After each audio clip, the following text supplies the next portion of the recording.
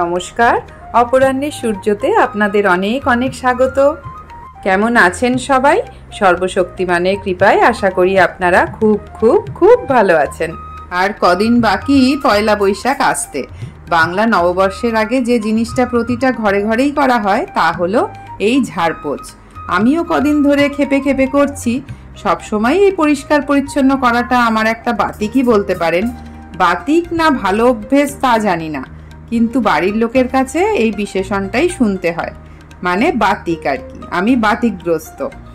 বাবি তো আমায় বলে, মা তোমার থেকে কাজ বাড়ানো কাকে বলে সবাইকে শিখতে হবে।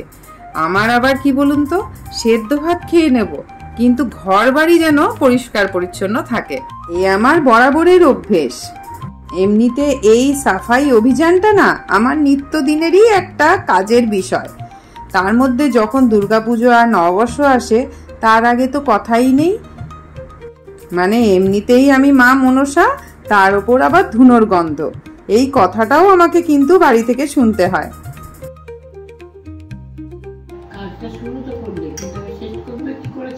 আর বলো না, এই যে বেরিয়ে এসেই শুরু হয়ে গেল সংসার।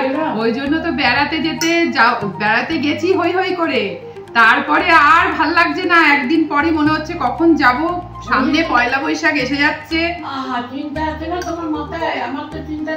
আর ভীষণ সবকিছুই ঝাড়া পোছা করে সবকিছু করতে হবে তো। আর এইগুলো কি কম ব্যাপার? তোমরা বলো তো, সবাই তোমরা করছো আমি জানি। আরে তাই তো দেখে আমি ভয় পাচ্ছি যে বাবা এগুলো তো শুরু করলে শেষ করবে কখন? শেষ হবে, শুরু করলেই শেষ হবে। এতদিন তো শুরু করিনি না। না, ফ্যান ট্যান গুলো ঝেড়ে ঝুড়ে গেছি।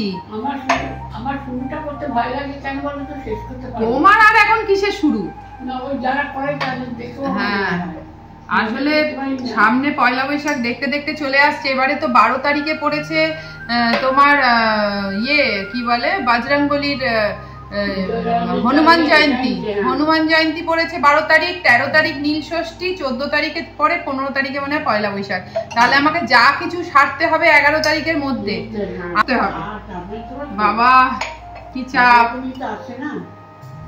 আর এইগুলো না করলেও ভালো লাগে না। এত বছর করেছি তো সব পয়লা বৈশাখের আর ঝাড়পোছ। না, রোজকার পরিষ্কার রাখি, তবুও একটা না হাত বোলালে ভালো লাগে না। তোমরা সবাই মনে হয় এইগুলোই করছো জানি, তবু আমার যেহেতু ব্লগিং, আমার এগুলোও একটা মোমেন্ট, স্পেশাল মোমেন্ট। পয়লা বৈশাখের আগে ঝাড়পোছ আমাদের সময় এগুলো কম্পালসারি ছিল। এখনকার দিনে লোকে ওইসব করে না। না, আগেকার দিনে লোকেরা দুর্গাপুজোর আগে আর পয়লা বৈশাখের আগে একবার করে করতো, আর আমাদের তো রোজকার রাখি। হ্যাঁ, ওই জন্য অত চাপ পড়ে না। মানে জিনিসপত্রগুলো খুব নোংরা হয় না, মানে রোজকার রোজ রাখি তো পরিষ্কার, ওই জন্য অতটা হয় না। তোমরা দেখেছো তো দুর্গাপুজোর আগের ব্লগে আমার বাড়ি ঘর দোর পুতুল টুতুল সব ধোয়া ধুই পরিষ্কার, সেগুলো দেখিয়েছিলাম। এইবারে এইটা নিয়ে শুরু করলাম, মানে প্রতিটা মোমেন্টই আর কি ব্লগিং এ থাকুক, তার জন্যই তো আমার চ্যানেল তৈরি করা। সবগুলো দেখানো হয় না, যেগুলো দেখাচ্ছ। আরে সব সময় তো ক্যামেরা অন হয় না। না, চলো, গরমে ঘামছি বুঝেছো তো, কিন্তু এখন এমন অবস্থা আমাদের পয়লা বৈশাখ তো এই ভরপেটটা গরমে, কিছু করার নেই। চলো, এই যে এবার এগুলোর সব পরিষ্কার পরিচ্ছন্নতা করা শেষ। বেশ ভালোই লাগে জানেন তো, করতে একটু কষ্ট হলেও কাজটা শেষ হয়ে যাওয়ার পর কিন্তু বেশ মানে মজা লাগে, ভালো লাগে। আর এই যে সবুজ কাপটায় বারবার হাত বোলাচ্ছি না, এই কাপটা আমি খুব যত্নে রেখে দিই, কারণ এটা যে দিয়েছে সে এখন তারাদের দেশে চলে গেছে। আমার ছোটবেলার স্কুলের বন্ধু ঐন্দ্রিলা, ডেঙ্গু হয়েছিল 2021-এ, চলে গেল, কিন্তু ওর স্মৃতিটা তো রয়ে গেল, এটাও দিয়েছিল। এরকম বাড়ির কোনায় কোনায় কত যে স্মৃতি রয়েছে। সাফাই অভিযানের সাথে সাথে স্মৃতি রোমন্থনও কিন্তু সমান্তরালভাবে চলতে থাকে। ও হ্যাঁ, যে কথাটা পরিষ্কার পরিচ্ছন্ন নিয়ে প্রথম দিকে বলছিলাম, সেটাকেই আবার একটু কন্টিনিউ করি। আমি মনে করি পরিষ্কার পরিচ্ছন্নতার মধ্যেই কিন্তু মা লক্ষ্মী থাকেন। কথাই তো আছে, যাহা সাফাই উহা খুদাই। যে ঘরে আমরা মা লক্ষ্মীকে আহ্বান করি বা যার যা কিছু ইষ্ট দেবতা আছেন তাকে আহ্বান করার আগে বাড়ি পরিষ্কার পরিচ্ছন্নতা করতেই হয়। পরিষ্কার জায়গা যেমন আমাদের কার না পছন্দ বলুন? আমরা মানুষেরা যেখানটাতেই বেশি পরিষ্কার সেখানটাতেই তো যেতে বেশি স্বাচ্ছন্দ্য অনুভব করি, তাই না বলুন? ঈশ্বরও কিন্তু তাই, উনিও স্বচ্ছ জায়গার প্রতি আকৃষ্ট হন। আমি একটা কথা খুব ভালো জায়গা থেকে শুনেছি, ঈশ্বর কখনো দামি ফল মিষ্টি চান না, উনি শুদ্ধ সূচি চান। শুদ্ধ সূচি জায়গায় শুধু জল আর ফুল দিয়ে ওনাকে ভক্তি করে পুজো করলেই উনি সন্তুষ্ট হন। 12 তারিখ হনুমান জয়ন্তী আসছে, আপনারা কারা কারা বজরংবলীর ব্রত করেন জানাবেন। আমি তো করি, দীর্ঘ 13-14 বছর ধরে করছি।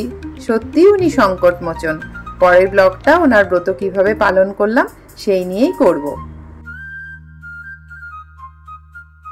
আজ অনেক দিন পর গরমটা একটু কম। কাল বেশ দুবার করে, একবার দুপুরবেলা একবার সন্ধ্যেবেলা ভালোই ঝড় জল বৃষ্টি হয়েছে। কাজ করতে আসতে একটু কমই কষ্ট হচ্ছে। এখনো অনেক কাজ পড়ে আছে।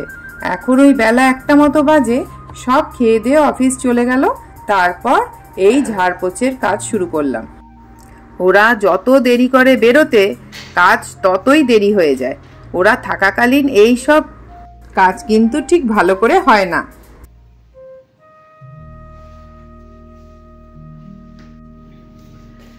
মেয়েদের হাতে সারাদিনই অস্ত্র, মানে কলিযুগে ধরো ঝুলঝাড়া, ঝাঁটা, খুন্তি, হাতা, মানে মা দুর্গার টাইমে যেমন মা দুর্গা বিভিন্ন রকম অস্ত্র নিয়ে অসুর নিধন করেছিল, আমরাও সেই থেকে যে মেয়েরা অস্ত্র ধরা শুরু করলো, এই দেখো এখনো ভোর কলিতে আমাদেরও হাতে নানা রকম অস্ত্র।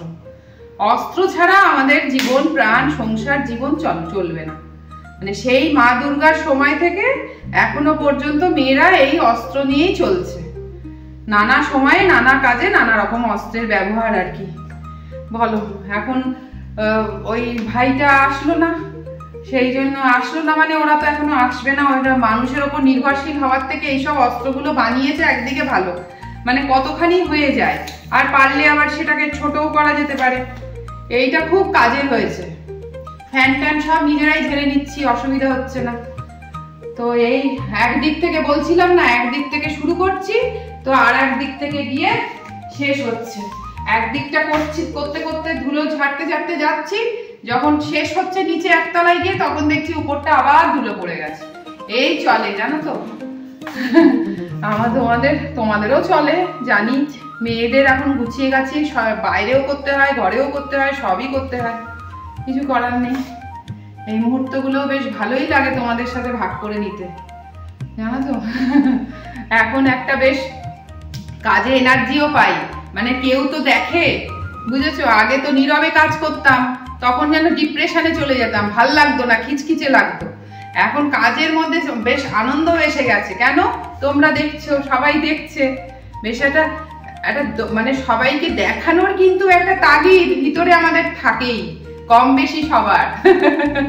চলো, সোয়াবিন দিয়ে মসুর ডালের একটা তরকারি বানাচ্ছি। আজ মাছ টাছ খেতে ইচ্ছা করছিল না, ওই তরকারিটা চাপিয়েই আবার শেষ মুহূর্তের প্রস্তুতির মতো আবার লেগে পড়লাম। মাথাটা ব্যথা করছিল জানেন তো, বলে চশমাটা পরলাম। এমনিতে আমি কিন্তু ছোট থেকেই চশমা পরি, কিন্তু ইদানিং কি জানি কি হলো, ভগবান সন্তুষ্ট হলেন কিনা জানি না, চশমা ছাড়াই কিন্তু এখন দিব্যি সব কাজ করে ফেলছি।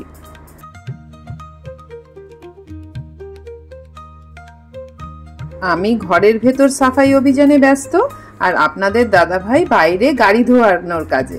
অফিস যাওয়ার আগে সকালে এই ভিডিওটা করে রেখেছিলাম।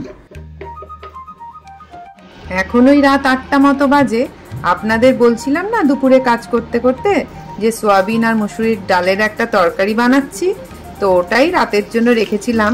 সেটার সাথে আর রুটি ভাত খাওয়ার ইচ্ছা হলো না, তাই একটু জিরা রাইস করে নিচ্ছি, একটু অন্যরকম ভাবে। ঘি একটু আর একটু সাদা তেল মিশিয়ে গরম করে নিয়ে জিরে, তেজপাতা, শুকনো লঙ্কা আর একটু গোটা গরম মশলা ফোড়ন দিলাম। এমনিতে ভাত যখন বেঁচে যায়, বা অনেক সময় ভাত একটু মানে বেঁচে যাওয়া ভাত ফ্রিজে থাকে না, সেই সব ভাত দিয়েও আমি জিরা রাইস মাঝে মাঝে করে খাই, কিন্তু আজকে একদমই বাড়িতে ফ্রিজে ভাত নেই।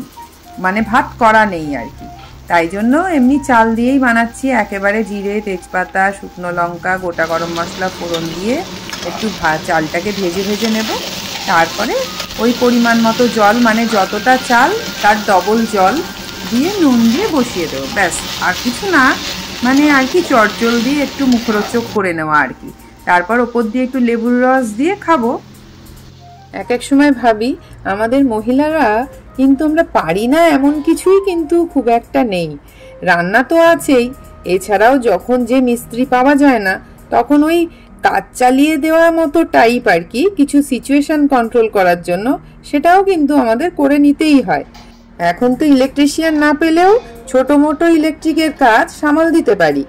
প্লাম্বার, আপনাদের কাঠের মিস্ত্রি, কোনো ছোট মোটো কাজ টুকটাক সামাল দিতেও কিন্তু হয়।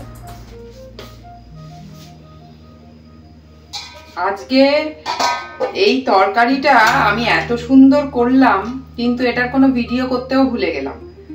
এই যে সয়াবিন দিয়ে মসুরির ডাল দিয়ে তরকারি করেছিলাম, এই রেসিপিটা যদি কোনোদিন আরেকবার করি না, তাহলে এটা অবশ্যই করে আমি আবার ভিডিও করব, করে তোমাদের দেখাবো। মানে এত টেস্টি হয়েছে তরকারিটা, মানে এক জায়গায় দেখেছিলাম, কিন্তু সেটাকে একটু মডিফাই করে করলাম আর কি। খুব অপূর্ব হয়েছে। যদি কখনো এটা আবার করি তো আবার তোমাদেরকে এই ভিডিওটা করে তোমাদের দেখাবো। আজকে এই তরকারিটার জন্য আমার মনে হলো আর রুটি টুটি খাবো না, একটু জিরা রাইস করি। তোমরা রেসিপিটা দেখলে খুবই ইজি, একটু অন্য রকম করতে চাইলাম আর কি। তো সেই জন্য জিরা রাইসটা করলাম, খাবো, করে আর কি ব্লগে দেব। এখন তো মানে সবকিছুই ব্লগের জন্য করতে ইচ্ছা করে, কখনো কখনো ভিডিও অন করতেই ভুলে যাই, জানো তো, এখনো ইউজ টু হইনি। চলো খাই। আপনারা যারা এতক্ষণ ধরে ভিডিওটা দেখছেন তাদেরকে অনেক অনেক ধন্যবাদ। নতুন পুরনো সব বন্ধুদের অনেক ভালোবাসা। আমার কষ্ট করে বানানো ব্লগগুলো আপনাদের কেমন লাগছে জানাতে ভুলবেন না কিন্তু। ভালো লাগলে একটা লাইক করে দেবেন। আজকের মতো এতটুকুই, দেখা হচ্ছে আপনাদের সাথে আবার পরের ব্লগে। ততক্ষণ পর্যন্ত আপনারা সবাই খুব খুব খুব ভালো থাকবেন।